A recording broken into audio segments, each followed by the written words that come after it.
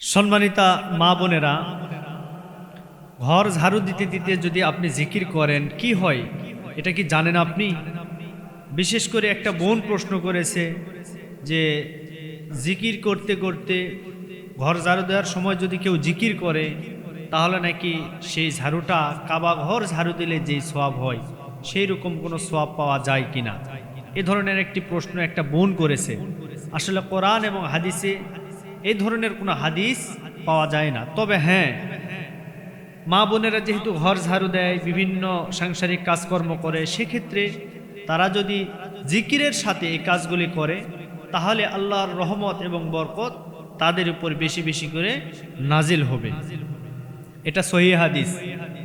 কারণ রব্বুল আলামিন বলেন, ফাযকুরুনি আযকুরুকুম ওয়াশকুরুলি ওয়ালা তাকফুরুন।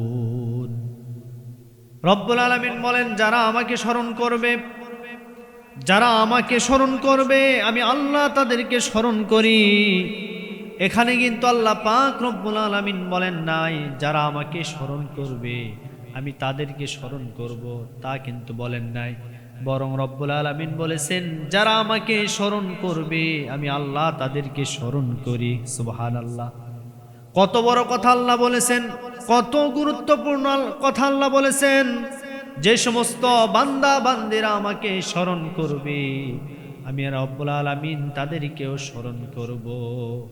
এজন্য সম্মানিতা মা বোনেরা, আপনি ঘর ঝাড়ু দেওয়ার সময় যদি জিকিরে ফিকিরে আল্লাহর নবী মুহাম্মদুর রাসূলুল্লাহ সাল্লাল্লাহু আলাইহি ওয়াসাল্লামের শেখানো ভাষা অনুযায়ী যদি আপনি এই ঘর ঝাড়ু দেওয়ার সময় যদি জিকির করেন তাহলে এই জিকিরটা রব্বুল আলামিন কবুল করে নেবেন। আর এই জিকিরটা করার কারণে আপনার ঘরের ভিতরে যত রহমত আর বরকত আছে সমস্ত রহমত আর বরকতের ধারা আল্লাহ তাআলা আপনার ঘরের ভিতরে বর্ষণ করবেন। সুবহানাল্লাহ। এজন্য শুধুমাত্র ঘর ঝাড়ু দেওয়ার সময় নয়, যে কোনো কাজ করতে গেলে আপনি জিকির করবেন, এটা সকলের জন্য। কারণ জিকির করলে লাভ হয়, এমন জিকির করতে হবে জিকিরের যে শব্দগুলির ভিতরে সবচাইতে উত্তম জিকির হলো সুবহানাল্লাহ, আলহামদুলিল্লাহ, লা ইলাহা ইল্লাল্লাহু আল্লাহু আকবার। এই শব্দটা হচ্ছে উত্তম জিকির, যেটা নবীজি করেছেন, যেটা আমাদেরকে শিখিয়েছেন। এজন্য যে কোনো সময় যে কোনো মুহূর্তে আমরা এই জিকিরটা বেশি বেশি করে আদায় করব। বিশেষ করে মা বোনেরা যখন তরকারি কাটতে যাবে জিকির করবে কার নামে? আল্লাহর নামে জিকির করবে। মা বোনেরা ঘর ঝাড়ু দিতে গেলে জিকির করবে আল্লাহর নামে। এরপরে যে কোনো কাজ আপনি করতে যান না কেন আল্লাহর নাম নিয়ে যদি আপনি ওই কাজটা করতে পারেন ওই কাজের ভিতরে সফলতা আসবে। কিন্তু বর্তমান সমাজের ভিতরে এমন কিছু মা বোনেরা আছে যারা কাজকর্ম করে আবার অন্যদিকে গান বাজনাও করে, গান শোনে। কাজ করতে গেছে দেখবেন টিভিতে অথবা বক্সে কোনো গান, কোনো বাদ্যযন্ত্র বাজিয়ে এসে কাজগুলি করছে। অর্থাৎ যে ঘরের ভিতরে বাদ্যযন্ত্র বাজানো হয়, যে ঘরের ভিতরে গান বাজনা শোনা হয়, যে ঘরের ভিতরে গান বাজনা বাজানো হয় ওই ঘরের ভিতরে কখনো রহমতের ফেরেশতা প্রবেশ করে না। আর যে ঘরে রহমতের ফেরেশতা প্রবেশ করে না বুঝতে হবে ওই ঘরের ভিতরে গজবের ফেরেশতা প্রবেশ করে, গজবের ফেরেশতা নাজেল হয়ে যায়। এমন সময় যদি কোনো মা বোন অথবা যে কোনো ব্যক্তির ওই ঘরের ভিতরে গজবের ফেরেশতা যখন উপস্থিত হয়ে যায় ওই মুহূর্তে যদি তার মৃত্যু হয়ে যায় ওই মৃত্যুটা তার কখনো ইমানি মৃত্যু হবে না, বেঈমানের মৃত্যু হয়ে দুনিয়া থেকে তাদেরকে বিদায় নিতে হবে। সুতরাং ঘরের ভিতরে কোনো বাদ্যযন্ত্র, কোনো গান বাজনা বাজানো যাবে না। বরং ঘরের ভিতরে যদি বাজাইতে হয় ভালো ভালো হক্কানি আলিম ওলামাদের ওয়াজ মাহফিল বাজাইতে হবে। কোরআন তেলাওয়াত দিয়ে সকালটা আমাদেরকে শুরু করতে হবে।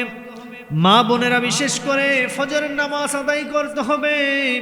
ফজরের নামাজটা আদায় করার পরে আপনি কোরআনে কারীম তেলাওয়াত করবেন। কোরআন দিয়ে যদি আপনার জীবনটা শুরু হয় কোরআন দিয়ে যদি আপনার দিনটা শুরু হয়ে যায়, তাহলে অবশ্যই কিন্তু ওই সারাটা দিন আল্লাহর রহমত আর বরকতের ধারা আপনার উপরে, আপনার সংসারের উপরে কিন্তু প্রবাহিত হতে থাকবে। সুবহানাল্লাহ। এজন্য মা বোনদের আমল খুব সহজ। মা বোনেরা থাকবে বাড়ির ভিতরে, ঘরের ভিতরে থাকবে পর্দার সহিত, তারা বাড়িতে চলাফেরা করবে। যখন বাহিরে বের হবে পর্দার সহিত হিজাব পরে, হাত মোজা পা মোজা লাগিয়ে তারা বাহিরে বের হবে। দেখেন না বর্তমান সমাজের ভিতরে ইফটিজিং বেড়ে যাওয়ার একমাত্র কারণ, ধর্ষণ বেড়ে যাওয়ার একমাত্র কারণ মহিলাদের বেপর্দা, পর্দাহীনতার কারণে আজকে ইফটিজিং, আজকে জিনা, ব্যভিচার, ধর্ষণ এগুলি বেড়ে গেছে। এজন্য মা বোনেরা আপনারা যারা বাহিরে বের হবেন পর্দার সহিত, হিজাবের সহিত, হাত মোজা পা মোজা সব কিছু লাগিয়ে বের হবেন। দেখবেন কোনো যুবক আপনাদের দিকে তাকাতে সাহস পাবে না, কারণ আপনাদের দিকে তাকাইলেই দেখবে কালো একটা কি যেন দেখা যায়, আর কিচ্ছু দেখা যায় না, রূপ সৌন্দর্য। এই জন্য আল্লাহ বলেন অকরনা ফি বুয়ুতিকুন্না ওয়ালা তাবাররাজনা তাবাররুজাল জাহিলিয়াতিল উলা। ও মহিলা মা বোনেরা, যখন তোমরা বাহিরে বের হবা পর্দার সহিত, হিজাবের সহিত বাহির হও, কারণ জাহেলি যুগের মেয়েদের মতো হেলিয়া দুলিয়া বেকা বেকি করে আঁকা বাঁকা হয়ে বাহিরে তোমরা বের হয়েও না। রূপ সৌন্দর্য প্রদর্শন করে পর পুরুষের সামনে তোমরা কখনো আসিও না। কারণ মিরাজের রাত্রে আমার নবীজি যখন জাহান্নামে গেলেন, যাওয়ার পরে দেখলেন অধিকাংশ মহিলারা, শেষ জামানার অধিকাংশ মহিলারা জাহান্নামে। জিবরাইলকে প্রশ্ন করলেন, ইয়া আখি জিবরাইল, আজকে এত মহিলা এরা আজকে জাহান্নামে কেন? জিবরাইল বললেন, ইয়া রাসূলুল্লাহ, এরা ছিল সেই পর্দাহীনতা, বেপর্দা অবস্থায় যারা সমাজে চলাফেরা করত, তাদেরকে আজকে জাহান্নামে নিক্ষেপ করা হয়েছে। জন্য জাহান্নাম বড় ভয়াবহ, জাহান্নাম বড় কঠিন একটি জায়গা। এই জাহান্নামের আগুন আমরা কেউ সহ্য করতে পারব না। জাহান্নাম আমাদের জন্য নির্ধারিত। যদি আমরা আমল করতে না পারি, যদি আমরা আল্লাহর হুকুম যদি মানতে না পারি, জাহান্নাম আমাদের জন্য নির্ধারিত হয়ে যাবে। এই জন্য আমরা জাহান্নাম চাই না, বরং জান্নাত চাই।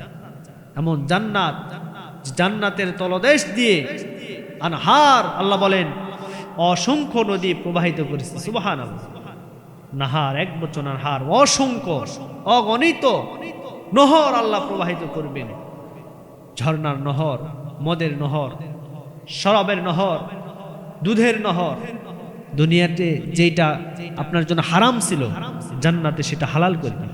মদ খাওয়া দুনিয়াতে হারাম, আল্লাহ জান্নাতে হালাল করবেন, হালাল করে দিবেন।